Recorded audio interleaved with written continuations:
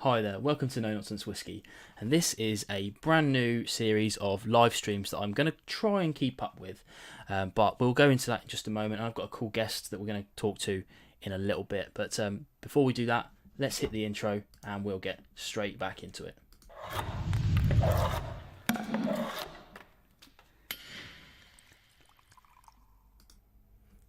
Hello, and welcome to another No Nonsense Whiskey live stream. You might have seen on the thumbnail, I'm calling this Dram Slam Live. Dram Slam. For those that with good memories have been following the channel, you'll remember that I did a series of podcasts towards the end of last year, in the beginning of last year, and towards the end of the year before, where I talked to some people, tried a podcast, and see what happens. Now, if I'm really honest with you guys, it took a whole heap of editing to get those right. You know, if you remember, I had switching screens to each person, blah, blah, blah. I could have made it really easy on myself and just had both on the screen at once, but I wanted to make sure we edited nicely. But, yeah, it took a little bit of time that I didn't really have the headspace for. So when Roy asked me to cover for his live stream a couple of weeks ago, I decided that I'd been tinkering with live streaming just before he asked me, so it was good timing. And I thought I would try and bring the Dram Slam vibe to live stream with some slight differences. And by differences, I mean I'm not going to be doing the kind of 6 dram thing that I was doing before, where I had a question for each dram. Main reason for that was, although the podcast was about an hour long, the conversations were about an hour and a half to 2 hours long, so we had some downtime in each one. So 6 drams in an hour, obviously it's doable for the likes of us, right? But it is a bit, smashing the drams back, and I didn't want that to be on live stream of YouTube. YouTube has very strict algorithms in place about being wasted on screen, let's say. So yeah, I've decided that we're going to just do casual conversations with cool people, and that'll be either like tonight, my good friend Ben's going to be on, where we've picked some drams that we've both have on the shelf. It may be that I have a rep on, and we're talking about a whiskey that they've got coming out or something like that. But that'll be each time it comes around. That's what will happen. The long-term plan for this is to try and do one every 2 weeks. But I'm not going to stick to that if I haven't got headspace for it, and it might not even be on Mondays, and it might not even be 8 p.m. So all feedback is welcome. Let me know in the comments below, to the side, whatever, what you like and what you don't like, because I want this to be an enjoyable experience for you as well as for me. So, eventually, if we get used to it, we might do it every week. I don't know. We'll see. But I don't think we're going to be going for majorly long. It should be about an hour and a bit.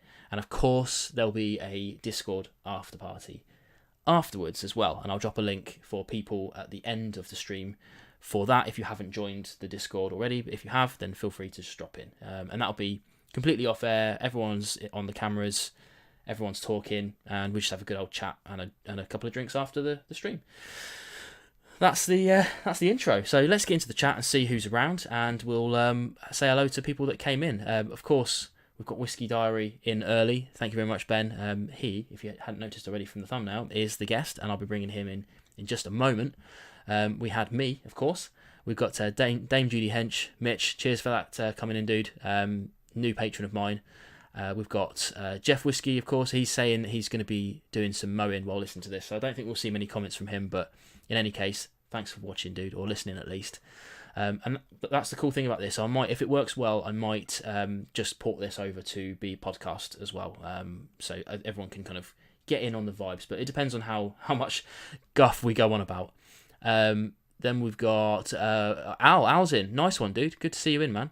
Andrew Butler, of course. Thank you very much for coming in. David Owen, amazing to see you. Wraith is in. Good. Awesome. Skinny Boy Barbecue. My good friend Mike. Make sure you go and check out his channel if you like barbecue, because he does not like it when I miss out mentioning him. He's nearly at his 1,000 as well, so go and follow. Daniel Williams is in. Eric Gunnarsson is in. Whiskey of Molly Ben's in. Thank you very much. Anthony Sillett's in. I think that might be it. Well, awesome to see everybody. We've got about 30 viewers. That's awesome. I really like that. Thank you very much. So without further ado then, hopefully Ben's ready. I'm going to just check my transition. If he gives me a thumbs up, he's ready to go. He is ready to go. Okay, so let's get Ben in. Hello, buddy. How you doing? I'm alright, mate. I'm doing all right. I'm doing all right. Quick check in the comments below if you can hear us both. I can hear Ben. He can hear me. Let us know, because this, like, Ben's really kindly come on today to help me sort out the tech on this. Ben saying he can hear Ben. That's a good start, right? That's a good start. He says Ben's a wee bit quiet. Ben's a wee bit quiet. But he's to be fair, he is listening over his mower. So this is that's Jeff saying that anyway. Saying they can't hear Ben. They can't hear Ben. No one can hear Ben. Why can't they hear Ben? Right. Okay. This is why we're doing this. Oh yeah, collab cam. Why can't I hear you, Ben? I should just be able to source it, shouldn't I? Yeah, you should just be able to go into the audio source. So I can see you. The slider all the way up. Audio is coming through just very quiet, people are saying. I've got you on maximum volume. I think they can probably hear you through, hear me through your microphone. I've got your collab cam bouncing. Okay, this is why we're doing this first, guys. We're literally doing tests on the way. What can I change here, Ben, to sort you out? I've got you on max volume.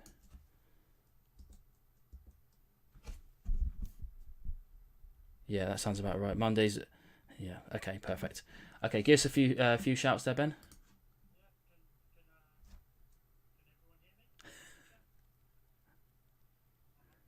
Yes, I've reduced your volume right down as low as I can. What I probably could do is reduce my volume down a touch.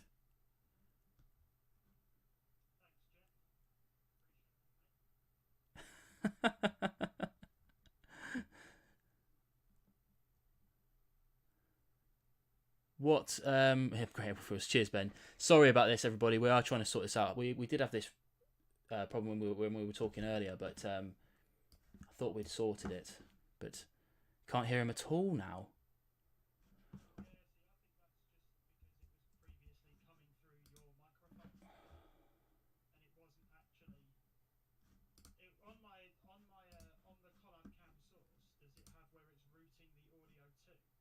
No, I don't get to choose that.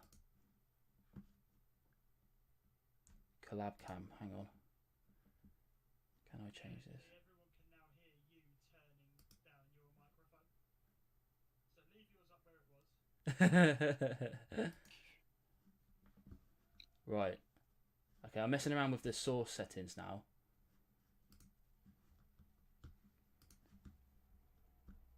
So is that on the audio source on the right hand side, yeah?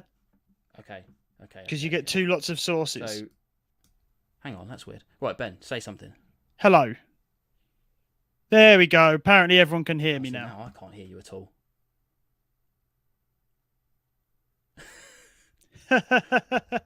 No, I can't hear Ben. Fantastic. But everyone else can hear you now. This is insane. Everyone... Sorry about this, everybody. We're going to get there, I promise. In that audio sources monitor and output. There we go. Monitor and output is the thing that you probably need to turn up. Bear with, people. Bear with.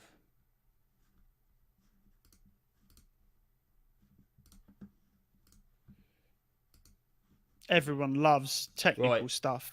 Okay, so everyone can hear us both. I can now hear you. Everyone's happy. Everyone's happy? Everyone, please be happy. Right, okay. Brilliant. Okay, right. Reset. Massively sorry, everybody. That's entirely my fault, of course, because what I had was, if anyone cares about that sort of thing, is I had the settings for your collab cam not on another audio input, and I've now had it as an audio input, and basically I'm a moron, and that's why we're doing these tests. Thank you anyway, Ben, for being my guinea pig on this, because most people would have had a hissy fit and left by now, but not you, buddy. So it's fine. Okay. You know I live for this stuff anyway. Yeah. I see. I'm using Streamlabs. In case anyone didn't know that, I'm using Streamlabs now, and I'm a complete novice at it. But I didn't want to pay any money for streaming software, so I have had to learn all this crap. Okay. So, if anyone didn't know, this is Ben, Whisky Diary. He does an amazing channel. You've been going for a couple of years now, Ben, but we'll talk about YouTube in a bit. The first thing I always ask people, while we're pouring our first dram, actually, which one do you want to do first? Should we Uh, do? I'm not going to say that I was waiting for you and got impatient and drunk the Linkwood. I'm Okay. going to say I suggest we go for the Linkwood first. Okay, let's do Linkwood first. So we'll pour that while you're giving your answer. Al's saying if I think I'm a moron, then I'm in good company tonight. Your words, not mine, buddy. Your words, not mine. Okay, Love Al. that's poured. So yeah, on the Dram Slam, the traditional question I ask first, and the one I'm going to carry on with these live streams as well, is let us know your whiskey origin story. I'm not talking about your channel. I'm talking about what got you into whiskey in the first place. All right. So back when I was like a kid, and my dad. So I used to sit with my dad on the sofa and watch Star Trek Next Gen, and my dad would always sit there with his glass of whiskey, and so he used to get me like a little. It was actually a little like German Stein, but it was a shot glass size, and he would fill it up with apple juice, and I'd sit there next to him drinking that. And as I got a bit older, he'd let me dip my my finger in his whiskey and like taste a little bit. And as I just kind of got older, I just associated drinking whiskey with being your dad, being the man you look up to. And then I got a bit older and drunk some and realized I absolutely detested it. And so that was great.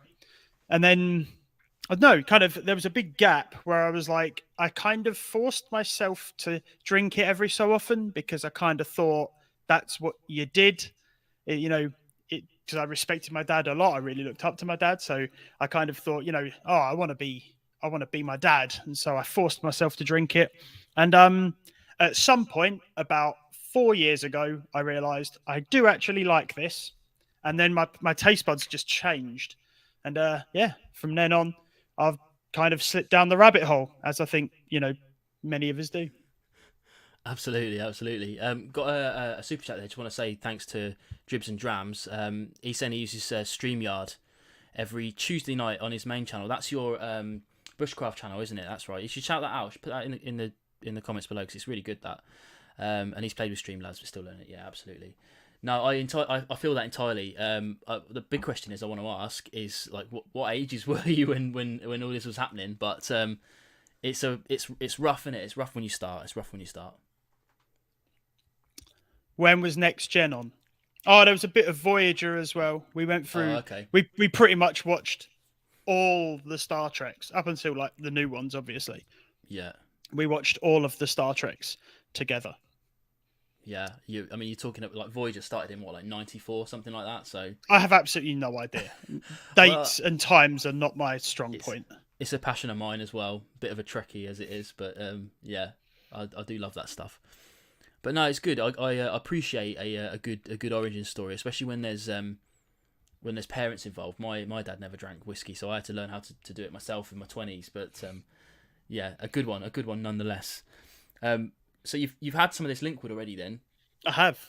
Now you've reviewed this, haven't you? I have. Your setup's way better than mine. Obviously, look at the state of Ben's setup. It's amazing. But it's just pretty lights, bud. It's pretty lights and an IKEA shelf. Yeah, I need to get some pretty lights. But yeah, I haven't reviewed this yet. But it's coming up for me because I tried this at a tasting, like a what do you call it, like a club night, and it's just absolutely brilliant, and it's fabulous whiskey. It's exceptional. I mean, I think it very much follows. So I'm not like a Linkwood person. I know. Well, I get the impression that a lot of Linkwood, you get like Linkwood people that are really passionate about Linkwood. They really like Linkwood, and I was never one of them. I just always known it as kind of a bit of a unknown for me. Mm-hmm. So because you recommended it to me, when you recommended it and said, this is belting, I thought I'll go for it. I'll scoop it. Weirdly, I'd actually just won a Carnmore Linkwood on SWA, which again was just one of my random like cheap buy because it was like 40 quid or something. And I'm gonna anything Carnmore for 40 quid. I'm probably gonna take a punt on because I have a feeling it's probably gonna be good. But yeah, I've kind of fallen in love with it a little bit, and I'm just trying to like eke my way through it slowly instead of doing what I've done with most of because it's the master of malt bottlings for me. I Yeah, love the master of malt bottlings. They're another one of these like good punts at the minute. So yeah, and they're really good value as well. I mean, I remember sending you the message of that. Like, I tried probably 10 drams that night, and as soon as I tried that one, I was like, I need to tell Ben about this before it goes. When people start figuring out about this, I'm not even sure if it's sold out or not yet, but I think it will soon. So like genuinely, and I think Mitch as well. Mitch was saying to me that he had it in his basket on Master of Malt, but didn't pull the trigger on it yet. And I was just like, look, I don't say this very often, but buy it because it's one of the best. No Rolex, no sexy saying. All the Master of Malt bottlings, have they all been good? I would say. I mean, they've not all been quote unquote good, but they've all been reasonably priced for what they are. Like a good example is that 6-year-old Speyside distillery one. I wouldn't call that good whiskey, but it was like 20 quid, 19 quid, something like that. it's not bad if you've got a 20 quid. If you're like passionate about whiskey and you fancy taking a 20 quid experiment, like I think it's quite interesting. It's quite close to new make, but it's really gentle and really soft. Is it down at 40? I don't remember. Yeah, 40%. So yeah, it's basically to my palate, it's like 40% new make. I quite like it, but it's not something that I drink as a whiskey. It's more something I drink as more of a spirit drink. But for 19, 20 quid, whatever it was, for me, it was definitely worth a pop. So good. Yeah. Depends. Worth the money? I think for the most part, yes. Yeah, we've got another one on the table that we'll talk about a bit later on. But I think, especially Master of Malt, if you're into trying them, then I would I'd have a look at any of their distilleries that they're bottling right now, and if it's a distillery that you really love, and the age is appropriate and the price is good, I would say just take a punt on it. The worst that could happen is you've got a not great whiskey, but I don't think that's going to happen so far. I mean, I think the worst one I've tried of theirs, I say worst, I mean that in all possible, was like an Irish grain, and it was still really good. It just wasn't to my palate. It was a bit youthful. Me and Ben kind of agree on this, but I quite like well-aged grain. Youthful grain tends to be a bit gassy for me. But that's a good way of putting it, gassy. Well, did you know what? I said that on a video once, and I got absolutely slated for it in the comment section. That people were like, that is not a tasting note. And I was like, well, I'm not trying to say it's a tasting note, but it gives me the feeling of when you've had a can of pop and you get that kind of bloatiness. That's the kind of gassiness that I get from a youthful grain. Weird association, I know, but it gives me vibes of like tanning my parents' Bacardi. Like when you're like gonna go out for like a night out and you're like, I'm too skint to buy booze. So I'm going to go and water down my parents' alcohol cabinet once I've taken what I deem to be my fair share. Yeah. And then you end up with a little like plastic bottle full of generic alcohol liquid. And you drink that and it gives you the boke. That's what young grain gives me. Do you know what's funny? Talking of that, I mean, going well off piece, but that's what I like about this kind of conversation is that we used to do it when I was a kid, me and my mate, and actually it turned out to be training for what later turned out to be what happens with chill filtration or non-chill filtered whiskies, because we came across, we were like filling vodka with water and nothing happened, but then we came across one spirit, I can't remember what it was, but we chucked our water replacement in and the whole thing went cloudy. Ouzo. It might well have been, but we crapped ourselves. And then we were like, we're going to get caught, that's it, we're done for. And then over an hour or so, it just settled and went back to its original colour, and it blew our minds. We didn't know why, and it turns out years later, that's probably why. I didn't know it settled out again. So I know, like, my mum drunk ouzo, and I'm pretty sure that's why. Because that was... And plus, when you're like, I don't know, obviously 18 because you're responsible. Of course. When you're 18 and you're, like, going through the spirits cabinet to just drink whatever is going to do the job. Ouzo isn't something that you pick up and go, that's delicious. I could definitely get behind more of that. 100%. Although I will say I love it now. I love Ouzo and Pernod. I haven't tried Pernod in a while, but I do love Ouzo, and I like weirdly I like Sambuca. I love Sambuca. I don't Sambuca. even care. I Do didn't you know know what that else about I you. love? Well, we'll definitely have a Smirnoff Sambuca. Ice. Smirnoff Smirnoff Ice. I love Smirnoff Ice. Smirnoff Ice down the wreck. That was me when I was obviously 18. Of course. Of course. Responsible. So I've got a couple of questions for Ben going through this, but obviously, if you guys want to chuck out some questions in the comments below, then please do. I am more than happy to field anything for me or for Ben. Like for instance, Andrew Butler saying, "What about absinthe?" I get behind it. I've tried some poor absinthe, and I've tried some pretty high strength killer absinthe, and I can't say it's for me. But So did you say poor absinthe or port? Yeah, like bad absinthe. Oh, right. Like cheapo stuff. And then I've tried what some consider to be proper, but to me it just tasted like death. So not for me. I think I've probably had crap stuff for the most part, but I would like to one day try it with like the whole spoon. I like a bit of ritual and things. It's kind of fun.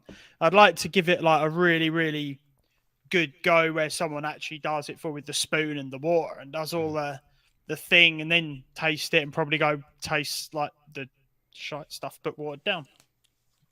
Fair, absolutely fair. All right, my first question for you then, Ben, is basically about YouTube. Now, we're obviously both YouTubers. We met via YouTube. We've become good mates since then. But what? Obviously, you got into whiskey, and then at some point, just like me, you were like, I know who needs to know about this. Everyone else. So, at what point did you decide, and why did you decide on YouTube and bringing it out to the world? So, I used to make budget music videos. So I did I used to work, and then in the evenings I'd do like sound at local venues and stuff, and that kind of snowballed to be more than like just a hobby. And then I started picking up little tours and stuff, and then at some point I got into photography. So I was like going out and doing these little tours around the UK, and for the last song I was running up to the front grabbing a few photos, a bit of behind the scenes stuff. I was like super into all of that. And then that actually became my full-time job. So me and my missus started a company together. Fran, my missus, we started a company together, and that's what we did. And I loved it. It was awesome. It was incredibly hard work for no money, and the nights were always late, but I loved it more than anything. And that's that was like our life for like years and years. And then COVID happened. Mm-hmm. And we were very fortunate in that, we kind of we had like a bit of camera gear and stuff, but we were able to close the business down quite comfortably and go back to our old jobs once the music industry basically stopped.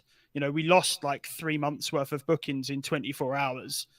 And, we stuck it out for a couple of months. When it looked like, things ain't going back to normal too quickly, we kind of owned all the camera gear outright. So we held on to that, which also coincided with me kind of getting into whiskey.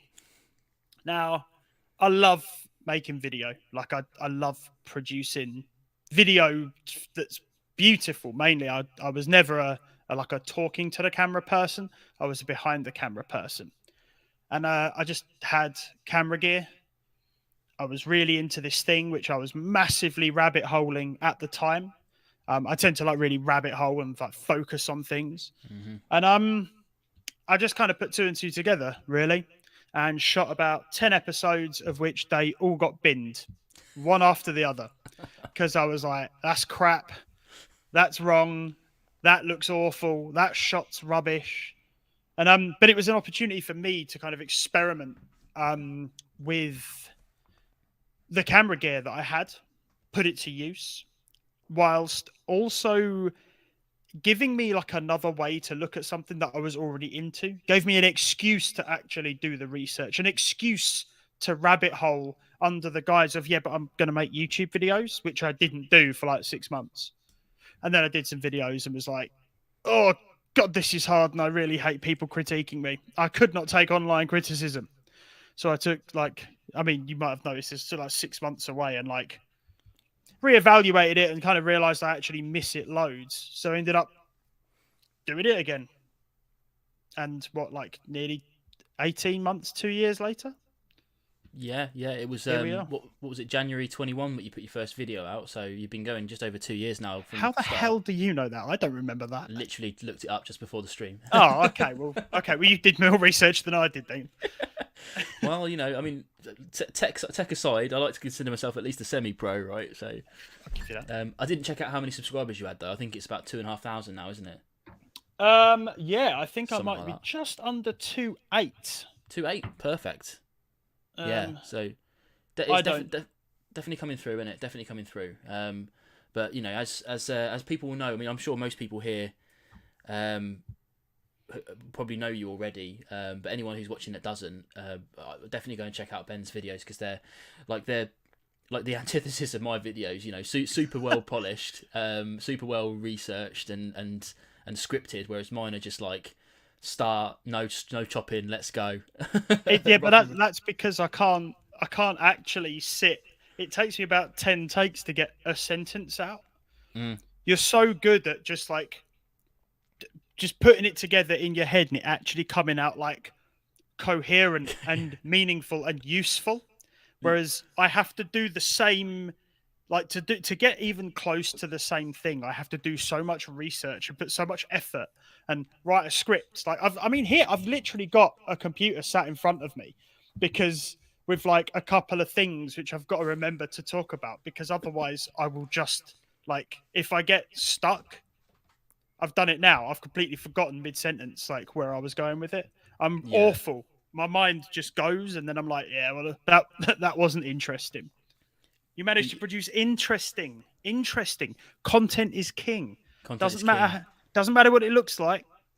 Well, also audio, arguably. If the audio sounds crap, like, that's the big one, right? Yeah. People can take a bit of fuzzy video, but hardly anyone can take some terrible audio. No, but they also can't stand listening to rubbish. Like if you know what you're talking about to some degree, and what you're saying is useful, it doesn't matter.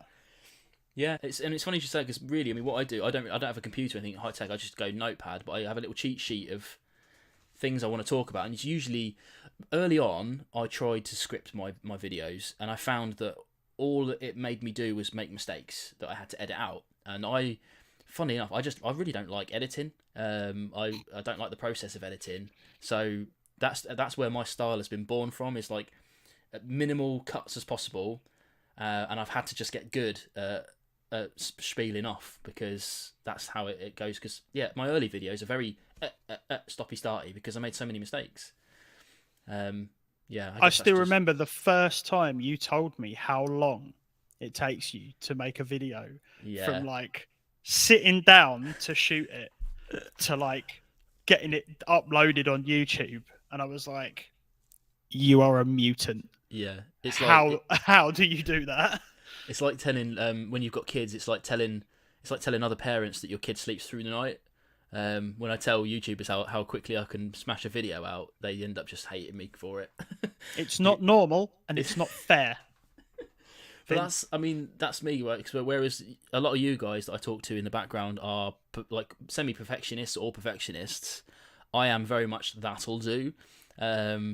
So I don't tend to, unless I make a really serious error. Like I watch it once through just to make sure I don't say anything really stupid.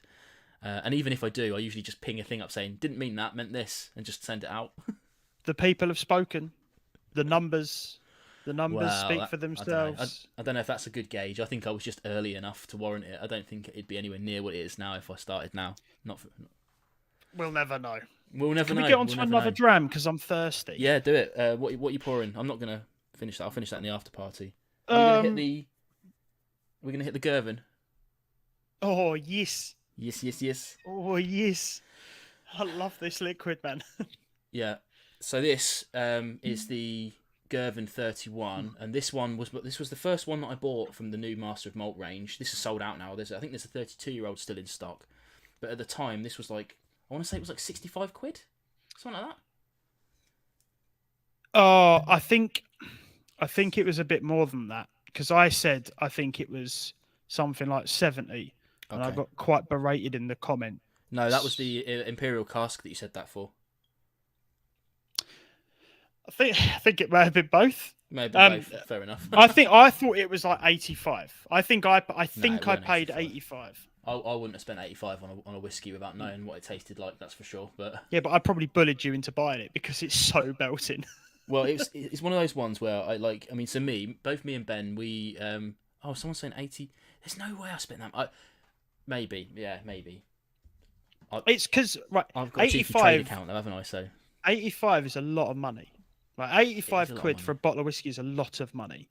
And there are very, very, very few whiskies on this earth that I would ever say are worth 85 quid.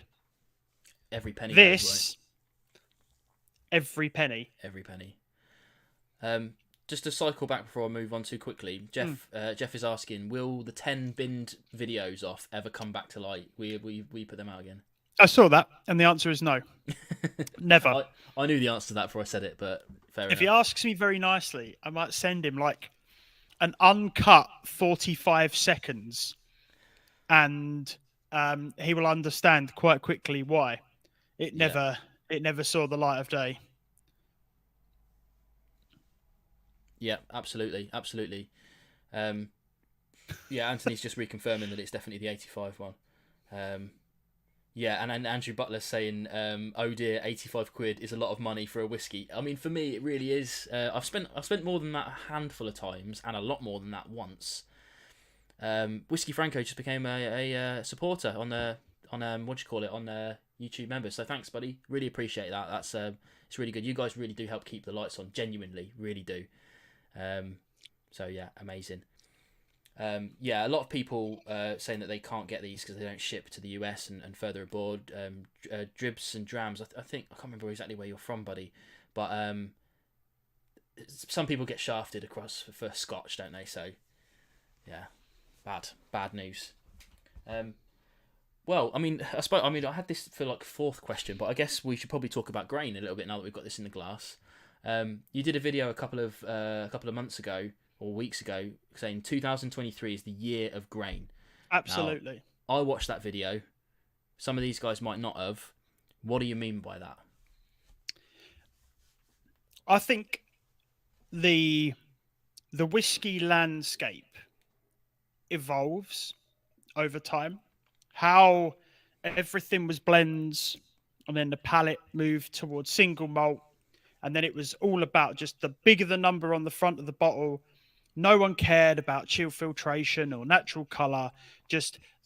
Arguably they did care about natural color, as in they didn't care. They wanted it as dark as possible and as old as possible. You know, especially when I was first into whiskey, that was a massive misconception, arguable, possible misconception that I believed. Obviously, everyone's palate is their own.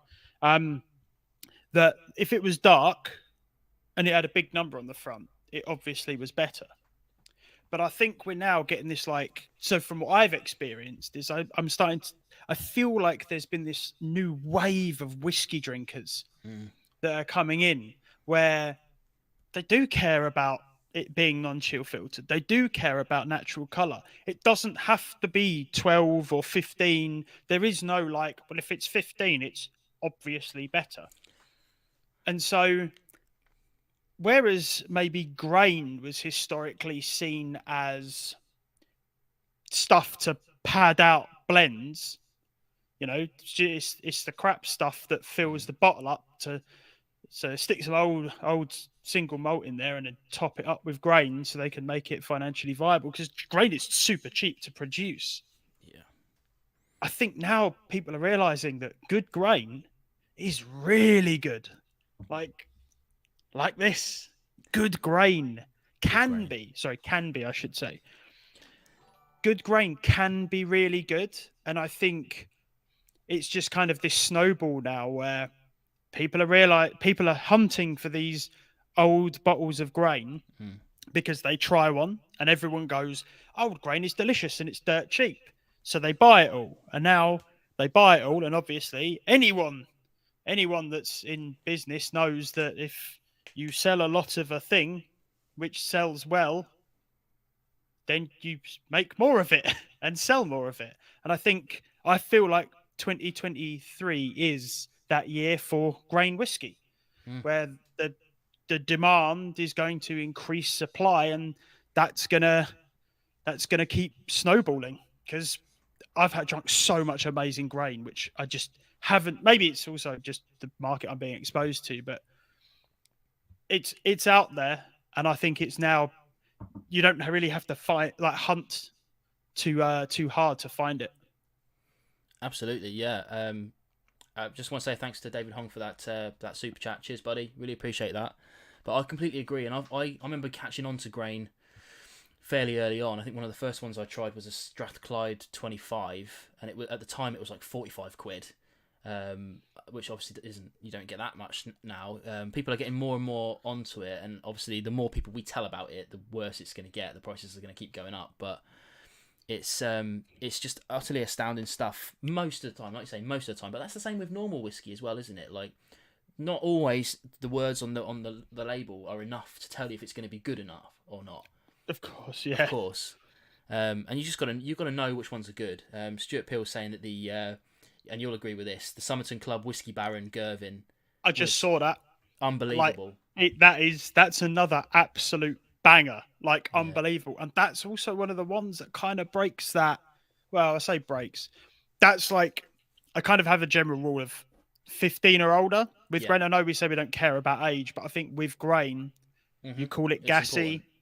I think it tastes nasty, but I think younger grain can sometimes be a bit unpleasant. So a good ballpark figure for me is about 15, but I think that for a 15-year-old is just mind-blowingly good for 50 quid. Yeah, absolutely. I was gutted when mine went. It was one of those whiskies where, and you'll be in the same boat as me, when you've got so much choice behind you. I haven't got quite as much as you have, but when you've got so much choice, you tend to rotate around a lot and try a bit from here, a bit from there, a bit from there. But sometimes a bottle comes your way that you can't keep your grubby little mitts off, and you just keep coming back to it day after day after day, and then it's gone. There's a lot of crap back there, so I wouldn't be too worried. But that's why I use the shallow depth of field. You see, then you can't see the labels. Yeah. But yeah, I've literally got maybe like 5 or 6 drams left, and I'm nervous because, like you say, it sits there, and I'm like, oh, but I really want it. And it's kind of good, because this has been my guard whiskey, a term I got from you.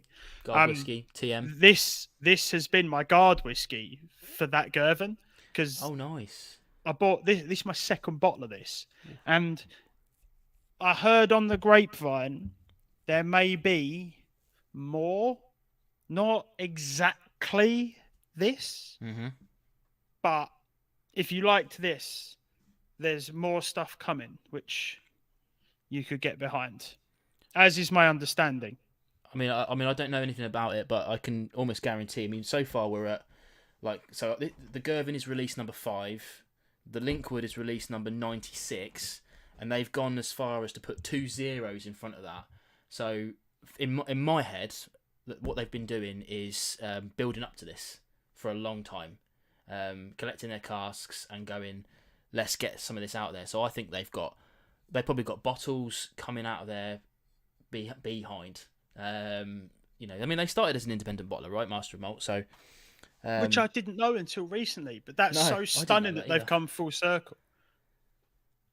Yeah, Anthony saying that the 32-year-old is 80 quid. Available now. Yeah. Which is surprising, because that's been available for a good few months, and this is the problem with the grain. It didn't sell out for ages, and then we all started talking about it, and then it disappeared. I think people sometimes wait for someone to tell them it's good, and that's fine. Independent bottler is tough because they come and go so quickly, and the benefit of the Master of Malt range so far is that they're not quite selling out yet, and you should be able to get hold of them pretty quickly. Like, while you're on that website, tell me if the Linkwood's still in stock, because you got to bear with me, because yeah, I'm crap at using the internet. But secondly, or someone who's quicker than Ben, tell me if that Linkwood's still in stock, because I still think that's Incredible. 358 bottles of that, so there should be plenty of that around. I'm just trying to find like specifically the master. Oh, there we go. Distilleries and brands. A few whiskey brands. Girvan. There's not much of it around. Well, I'm hoping I can just go through my. Here we go. Master and Malt. I was going to ask another question, but I'm interested to find out results now, so I'm just going to sit and wait for you. All right, so the 11-year-old Linkwood is still there for 35 quid. I mean, that's unbelievable It's value. 2008, isn't it? Yeah. Yes. £35. If you'd have told me that was 50, I'd still buy it. Yeah. Yeah. Stunning.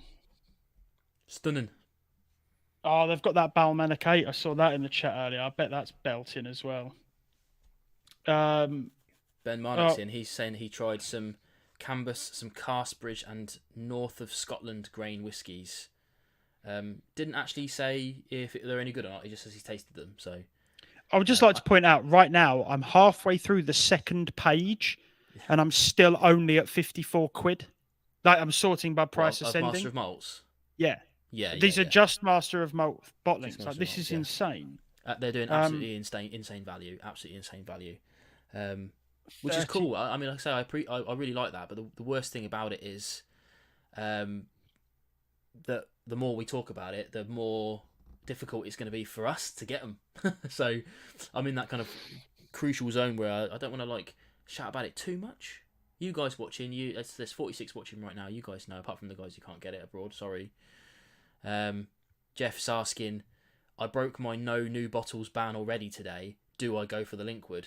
I mean, if you're asking, you're in the wrong crowd, buddy. If you've got 35 quid, if 35 quid is what if you've got 35 quid that you can justify spending on what, so, you know, if I would spend 45 quid on, I'd say pull the trigger on it because it really is great. It's fantastic.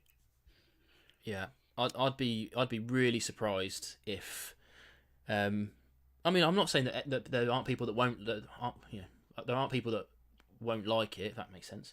But I would be hard pushed to find anyone who's a really into their Scotch, especially. I would wager most people would like it, especially for the price. It's always, Jeff saying it's always the delivery that puts me off. This is Amazon's fault for normalising free delivery. It isn't normal. People have to pay for it. Like having posted stuff myself, the cost of postage and packaging is horrendous. So yeah, it happens. Okay, loads of people have just bought the link. Do you know what? I wish I'd put my affiliate link in the chat box now. Oh, you missed the trick there, bud. No, that's the link not me. Belting. Yeah, I usually chuck it in the descriptions of my videos, but for live streams and stuff, nah. To your point, but I kind of get a kick out of sharing it. Yeah, okay, from a selfish perspective, I'm like, oh, but I want it and I don't want it to sell out. But then I'm also, when I know that people are drinking that, especially like us lot, like people where you get that immediate feedback and they go, I just bought this and it's incredible. You're like, yes, it's so good.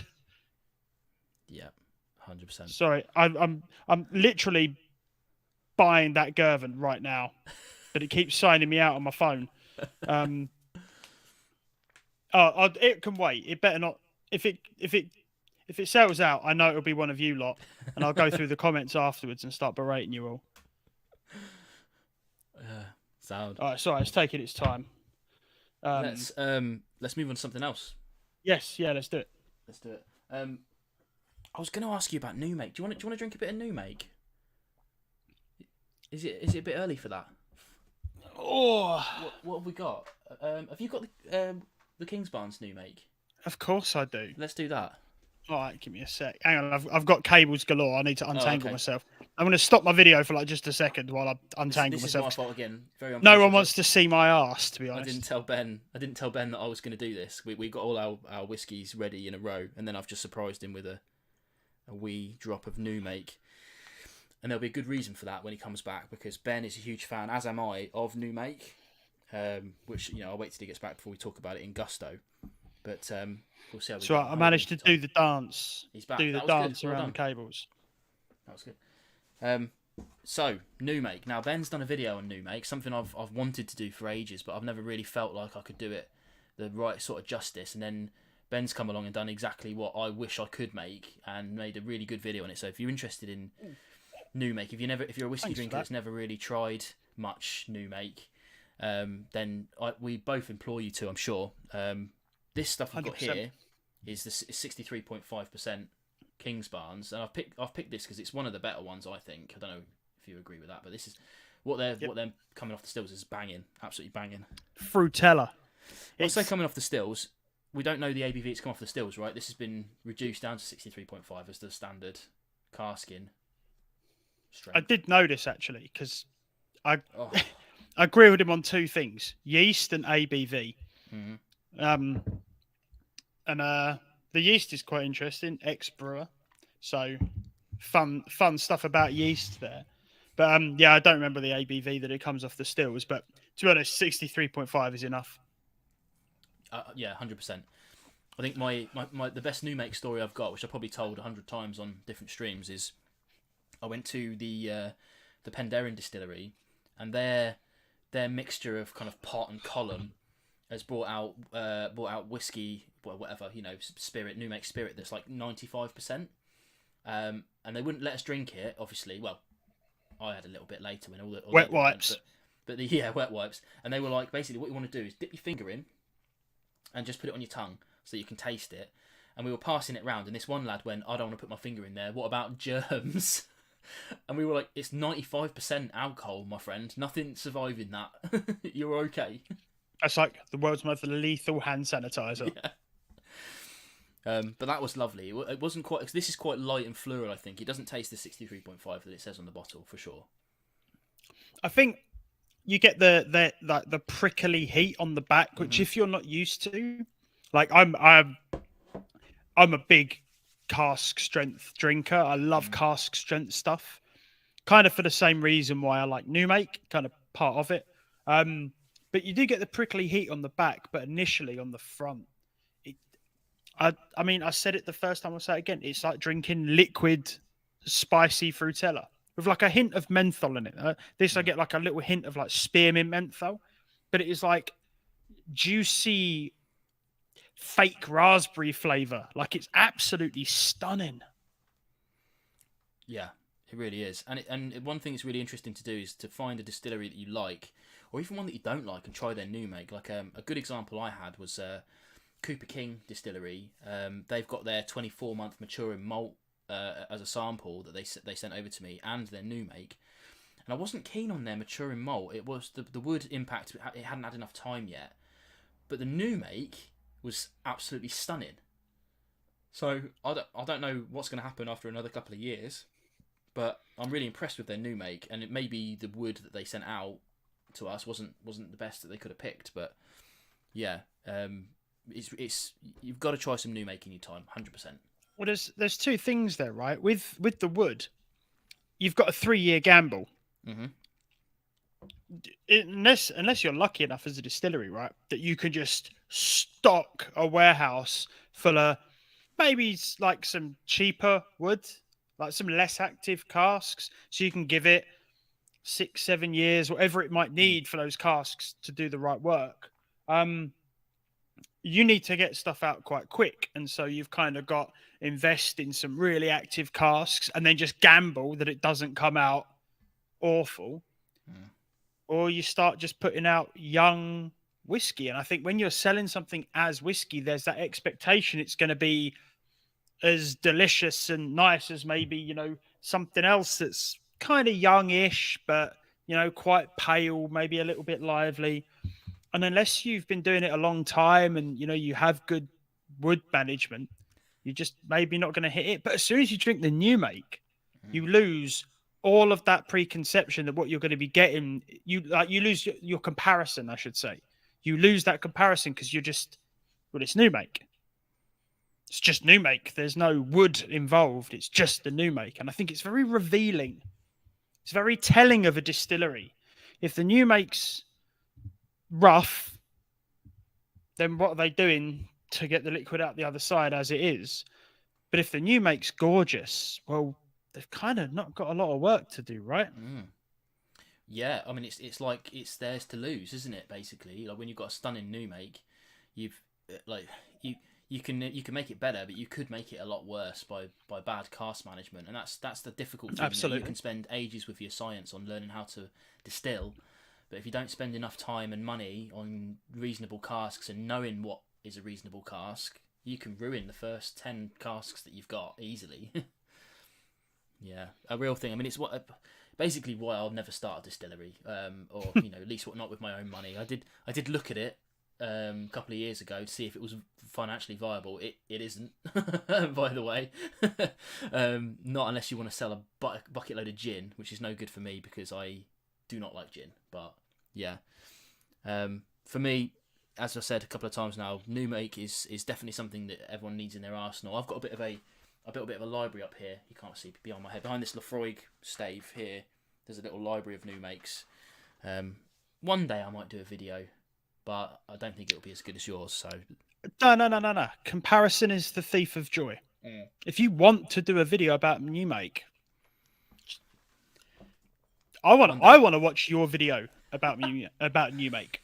We are both passionate about new make. I love the stuff, man. Also, one other point. I think it's very, very brave of a distillery to put out their new make, because there's some that will just refuse. You say, "Can I try some new make?" and they're like, "Not a chance." No, why not? We don't do it. What's to stop you sticking a few bottles in the distillery shop for an exorbitant price? What's to stop you doing that? Unless you're hiding something. That's obviously speculation, and I name no names. But also, why not? Yeah, definitely. I'm having a look at my filters to see if I can stop my red face being so bad. I don't think I'm going to be able to. We'll For see. what it's worth, bud, I'm like literally sweating buckets right now. It's so Yeah. hot in here. I thought I wasn't going to be too bad today. I'm going to leave it alone. I didn't think I was doing too bad today, but as soon as I turn these lights on, probably same as you, it starts to get pretty warm. But don't you run like a halogen in there or something? Oh, the one that's behind me that's lighting up this is still a like whatever like you said, a halogen. I could replace it with an LED, but I'm the kind of person I don't really like waste, so I kind of want that to die before I buy an LED one. But would you like me to come around and stamp on it for you? Because that's why your room is the temperature of the sun. Because you've literally got like a 2,000 watt sun sat on the floor of your room. The massive irony is, of all of that, I said that forgetting that it did break, and I fixed it. I should have just gone, I can't fix it. It's not in my ability to fix it. Throw it away. But it was in my ability to fix it, and I fixed it. And that's, stupid. Cheap LED work light and a bit of CTO gel set on top of it. Job done. Yeah. One day. Okay. Well, I'm conscious of time actually. So, how about we move on to the Bimber? You happy with that? Oh yes, absolutely. Yeah. Now we kind of connected over this one a little bit as well. I need to grab another glass. Again, and one I haven't reviewed. I'm just rinsing out what I've got. I do have a peated glass with a little green tag on it for peated, just in case. Yeah, I'm not sure we'll get to it. That'll be an after party glass. That. Now you can see I've been really good with this. Your bottle's probably been hammered. Not too bad. Yeah, no. I mean, it's like just under half, 2/5. Fifths. This, everybody, is the Bimber Club release number 3. I'm a Bimber Club member, but I've not been able to exercise my right as a Bimber Club member to get these bottles because they released them at 9 AM and I work. So I've never been able to get one. This one sold out online pretty quickly, but we went down there recently, didn't we, with Mac? We did. And had a really nice day there. All the whiskies were good, but we got to this one, and I remember all 4 of us being like, "What is that? What is that? And how much is it?" Do you And then, accept firstborn child as a sacrifice? Because yeah, I probably need this more than I need children. but I think I remember us all trying to guess, and we were saying, like basically if that's like less than 80 quid, then I'm buying it. And then Matt Mackay was like, it is less than 80 quid, and all of us were like, card, card, card. Even Mac, who was well over his limit on bottles back to Japan already, was like, nah, Oh, yeah. I'll find a way. I mean, it's rare that you just kind of go straight in at, if that's like less than 80 quid, I'm having it. And I think we've terrified him how quickly we all just went, no, I am buying this. Yeah. Find 4 bottles right now. Right, We are immediately. buying. It's like someone starts snapping off a broom handle. No, it weren't quite that rough. No. And, Bimber is pretty rough though. Like not the distillery, like the industrial estate it's in. It's pretty terrifying. Like walking back at like 8 o'clock at night through there. But I'm glad we had. I mean, if anyone's been to Bimber, if you haven't been to Bimber, you won't know. But it's in a place called Acton in London, which isn't exactly glitz and glamour. It's a good half an hour on the tube outside of central London, I think, something like that. Ish. I mean, we took a cab. If you're unlucky, it was horrendous, that cab. But then you've got to walk a little bit, and you have to walk into this industrial estate, and you're walking around this industrial estate, and there's like broken cars everywhere, and there's like street lights that are flickering like it's The Walking Dead. And then you turn a corner, and I'm like, Google Maps says Bimber's here, but I can't see it. And then there's this little tiny wooden sign that says Bimber, and you go inside, and there's a distillery there. and it's beautiful in the most weird way that a distillery can be beautiful. Yeah. It's one of my favourite tours as well, because when you do a normal tour, quote unquote normal tour with a visitor centre, you've got like a shop that you wait in, you queue up for your tour, you go to a little seating area, you might watch a video, stand in front of a cheap projector on a white painted wall. And then you go into the still house, and then you go into the warehouse. At Bimber, you stand in the middle of the room, and you can literally stand on the spot and do a 360 spin, and your tour is done. Your visual tour is done at least. There's a lot of explanation to what they do, but it's all there in this tiny little room, which is no wonder they've had to build a new distillery in Scotland. Yeah. Looking forward to popping up to that. I say popping up to that. I think it's like a considerable journey. Yeah, definitely. I think it's nearly as far up there, right, from me as it is to go down to London. Something like that. Yeah, it's once you get to the two big cities in Scotland, after that I don't think there's a straight road in the country. Yeah, no.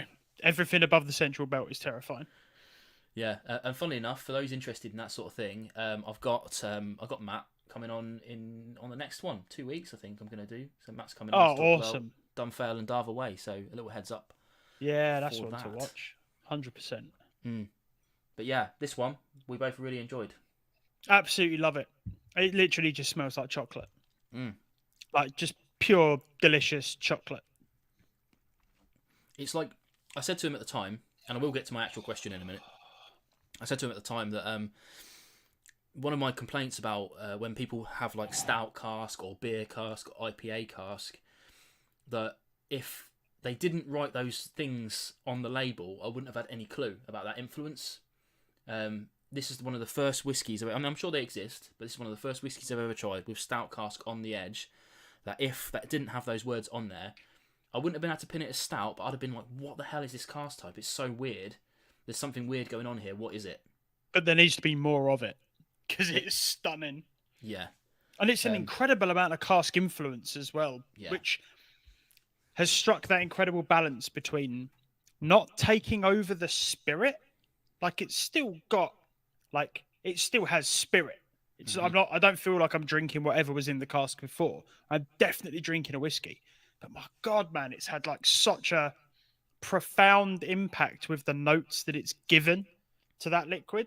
Like I say, it's like it literally is like drinking pure chocolate. Yeah. But it still tastes like a whiskey. It actually still tastes like a whiskey. Big time. Anthony's asking if I've looked around in the Welsh wind. That's also tiny. Funny you should say that. Funny you should say that.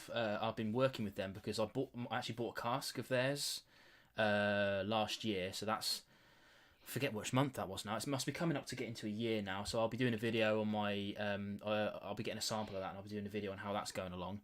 But yeah, they let me. The first time I went there, they let me try some of their 30-litre casks that had been maturing for like 3 months, and it was stunning, genuinely stunning. So I bought a cask, and I've been paying for that monthly. So that'll be. I don't know what I'm going to do with that yet, but I imagine there'll be bottles available to buy in another 2 and a bit years. So keep an eye out for that, because that'll go out to patrons and Discord people before I put it out anywhere else. So it might not even see the light of day, put it that way. But yeah, I have seen them. They're doing really good stuff. Right, my actual question to you then, Ben. Yes. Is now you're obviously you live. Well, I say obviously. If people don't know, you live in Glasgow. I do. I would say you're probably a good 90% Scotch influenced, but you're maybe. I'd probably say more than that. You think more than that? Fair enough. But you have dabbled outside of Scotland. How would you say your journey outside of Scotland's going? Are you still pretty much going to keep to it, or are you going to keep? Is that percentage going to change, do you think? I'm trying to think of a really good analogy, and I know it's going to come out absolutely terribly, but if you're sat in a mall surrounded with like 200 different food stalls, it's difficult to justify walking down the street to go for stuff which some may argue in many instances is trying to kind of align themselves with what you've already got in the mall. Mm-hmm. Now, I do drink non-Scotch, and a lot of it is absolutely stunning. I'm a massive fan of Mac Mirror. Mm-hmm. Huge fan of Mac Mirror. Wasn't a huge fan of Bimber. Mm-hmm. I am warming to Bimber quite quickly. I now own 3 bottles of Bimber as of the other day. Trying to think. I was Penderin. Yeah. Penderin, I think Penderin. is. Yeah, I think that's supposed to be where the accent is.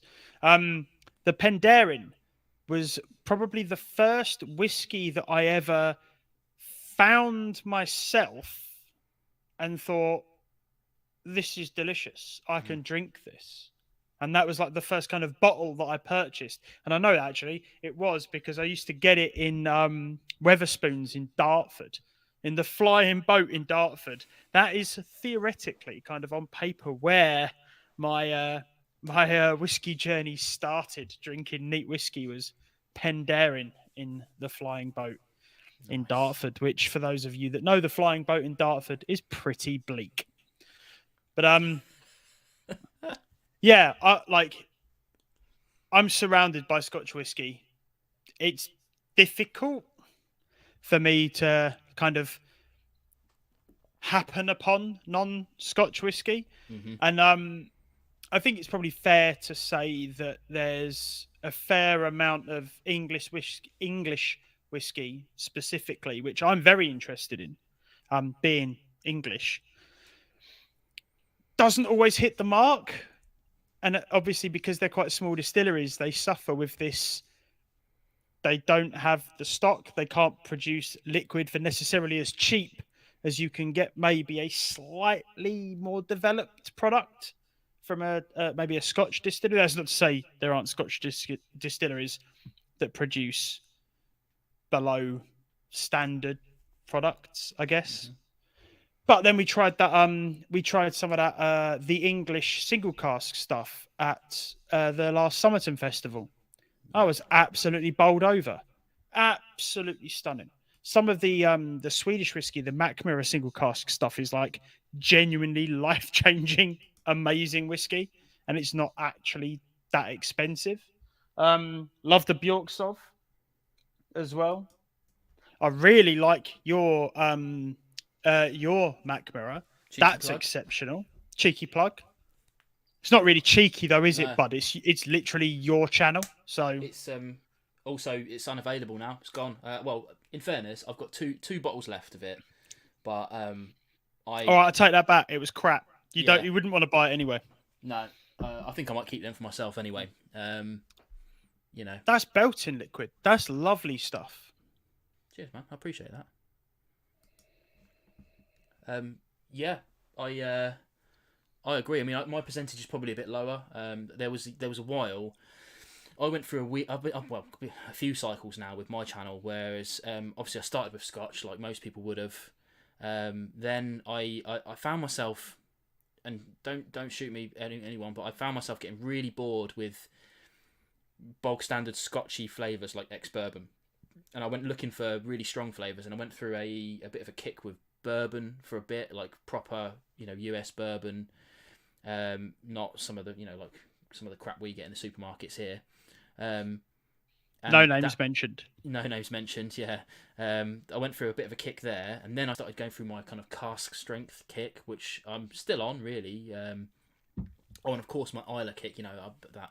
But I found myself, especially now that I've gone back to this Linkwood, going back to that, I found myself going back full circle again to that kind of classic, like, I mean, that's a refill cask even. Classic ex-bourbon refill, just like quality Scotch. So yeah, it just keeps going round and round for me. So I don't know what my percentage is. I should work it out, but it's probably about 60-40 Scotch and non-Scotch. Just liquid that doesn't need like heavy cask influence, doesn't need like, maturation and secondary cask and finishing and all kinds of weirdness. Just I just call it standard issue whiskey, like standard issue Scotch. Just some liquid in a refill bourbon cask for maybe double figures, like maybe 10 years, 12 years or something.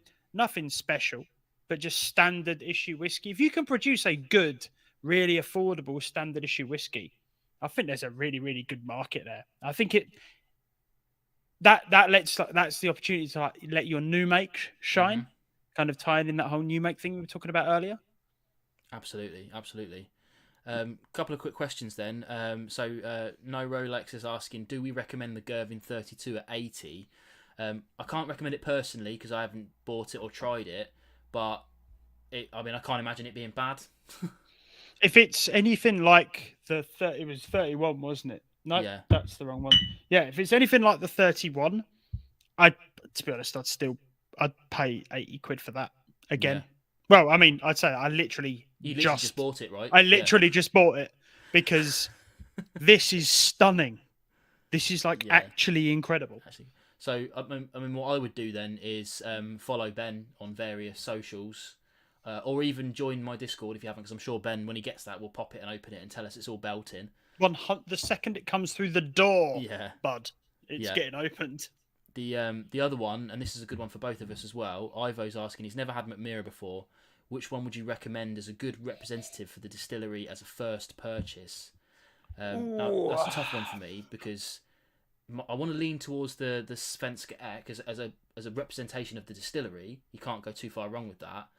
But by far, in my opinion, the best one they've ever produced is the Grante. That was stunning. See, I never got that. You never tried it? No, my entry to McMira was the Bjorksov. That was the one that hooked me. To be honest, like I have not had a bad McMira. I think they do peated really well. Like their smoky stuff all the way through, and it's definitely more smoky than like peaty.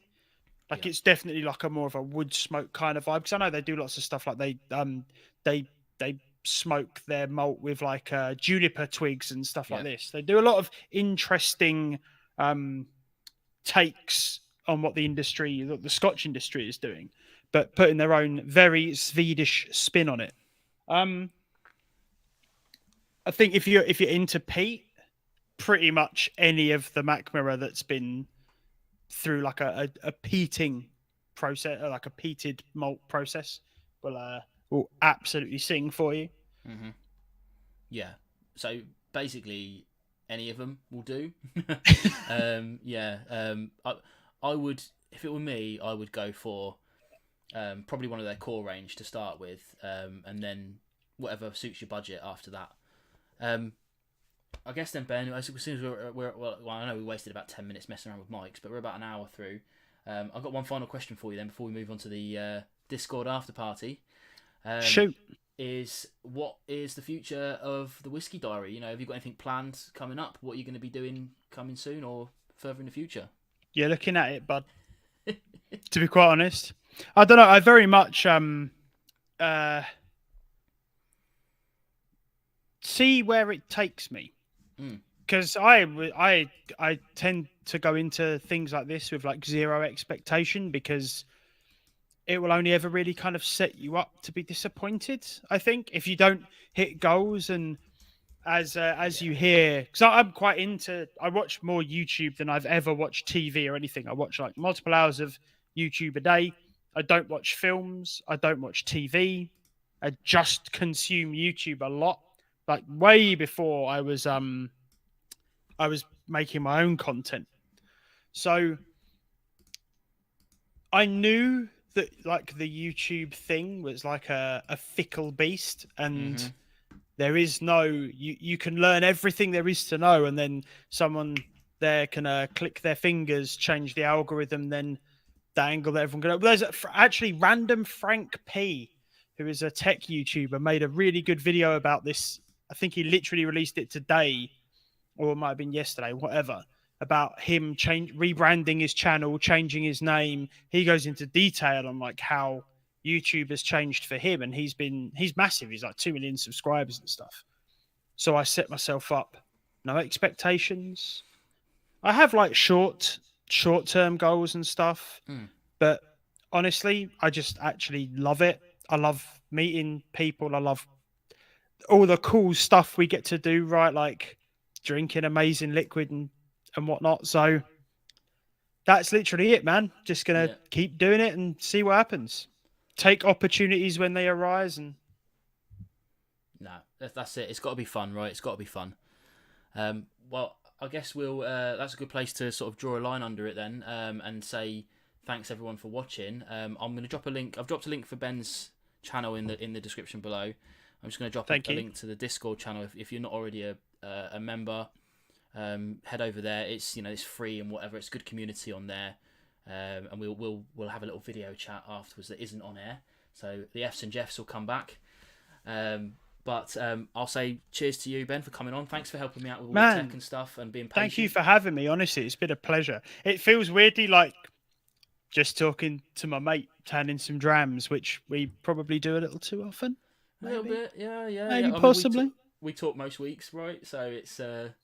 Yeah, and yeah, right, for real. Thank you for like supporting me through this. You, because you messaged me when I was really, really early on in my in like my YouTube thing, and you gave me some invaluable pointers, which I think a lot of people, whenever they see people doing what they do in a space, I was met with not necessarily hostility by some, but you could tell there was